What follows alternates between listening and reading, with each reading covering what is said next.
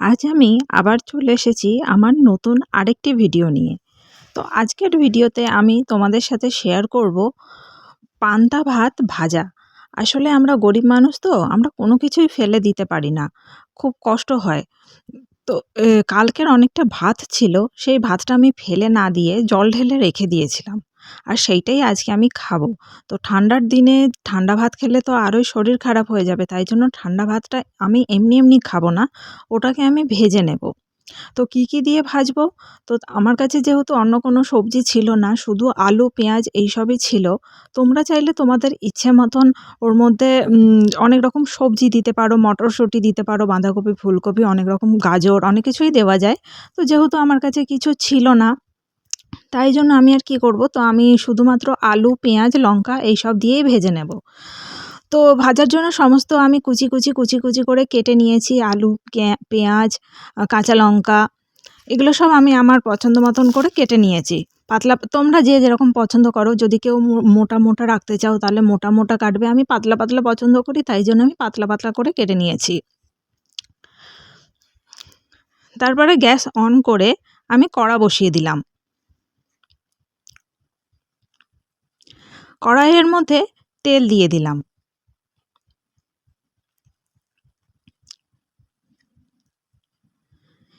এবার এই তেলটা একটু গরম হলেই সবথেকে প্রথমে যেটা করব, একটা ডিম আমি ভেজে নেব। এটা পেঁয়াজ, লঙ্কা, আলুর সাথে আমি একটা ডিম দেব। তো তাই জন্য আগে ডিমটাকে ভেজে আমি ভালোভাবে তুলে নেব।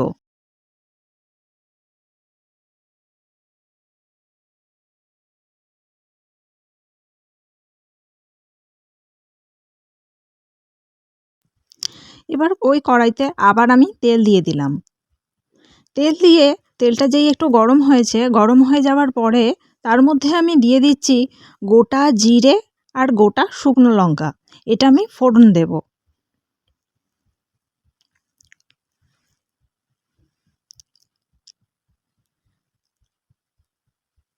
তারপরে কুচি করে রাখা পেঁয়াজ, কাঁচা লঙ্কা, আলু একে সব দিয়ে আমি ভালো করে ভেজে নেব।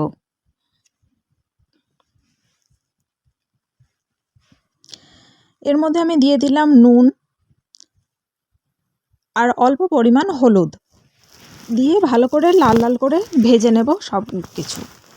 এবার যখন এটা আমার ভাজা হয়ে যাবে, তখন ভাতটাকে জল ঝরিয়ে রেখেছিলাম, জল ঝরিয়ে নিয়ে সেই ভাতটাও আমি এর মধ্যে দিয়ে একসাথে ভালোভাবে ভেজে নেব।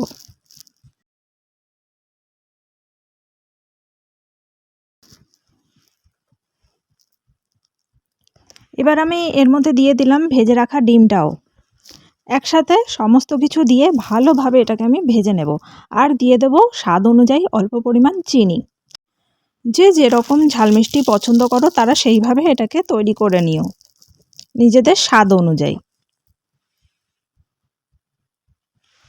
তো হয়ে গেছে, এটা আমার রেডি। এবার আমি ওটাকে নিয়ে চলে যাচ্ছি বারান্দায়, কারণ বারান্দায় এই সময়টায় অল্প রোদ আসে। আর যেহেতু প্রচণ্ড ঠান্ডা পড়েছে আমাদের এখানে, তো তাই জন্যই আমি রোদে বসে এটা খাবো। তো খেয়ে দেখলাম মোটামুটি ভালোই হয়েছে খেতে। আর তোমরাও আমার এই রেসিপিটা করে দেখো কেমন, আর কমেন্টে বলো আমাকে যে কেমন লাগলো রেসিপিটা তোমাদের। তো প্রচণ্ড যেহেতু ঠান্ডা, তাই জন্য আমি এখন এখানেই রোদে বসে খাবো। আর বন্ধুরা, যদি আমার ভিডিও তোমাদের ভালো লেগে থাকে তাহলে আমার চ্যানেলটাকে তোমরা সাবস্ক্রাইব করে নিও। আর আমার ভিডিওটাকে একটা লাইক, কমেন্ট আর শেয়ার করে দিও, আর যাতে আমি আমার এই চ্যানেলটাকে একটু এগিয়ে নিয়ে যেতে পারি। চলো, তোমরা সবাই ভালো থেকো। টাটা।